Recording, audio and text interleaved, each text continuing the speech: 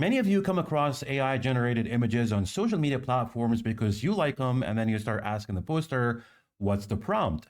The problem in that is why wait for the person to respond to you? Because they may or may not respond, whether they're busy, so they may take a little longer to get back to you, or they may not even respond at all. And as obvious as it sounds, you'd think that it would be easy. Well, the problem is there are many people, and I mean many people, who do not know this. So that's just like what you're looking at here on this post.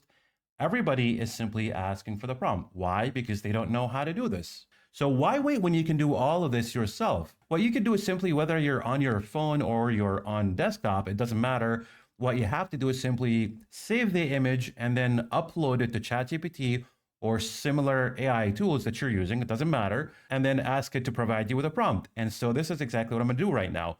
I have ChatGPT opened up. I'm going to click on the plus sign right here. I'm simply going to click on add photos and files.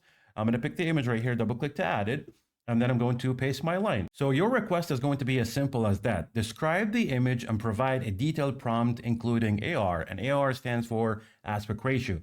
Now, if you don't need the description, most likely ChatGPT is going to provide you with the image description and the detailed prompt.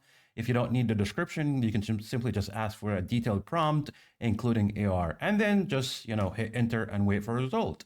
And so this is how easily you can get prompts from the images that you like on social media without having to wait for the poster to respond to you. And once you get the prompt, like I said, what you could do is easily just copy the prompt and paste it into the text box and then tweak it the way you want. Change it and become more creative so that you can produce something different and unique. I hope you found today's tip helpful. Thank you so much for watching, and stay tuned for my upcoming tutorial. You're going to be amazed with what AI can do. Today was just a quick tip, so I hope you found it helpful. Thank you so much for watching again. I'll see you on the next one.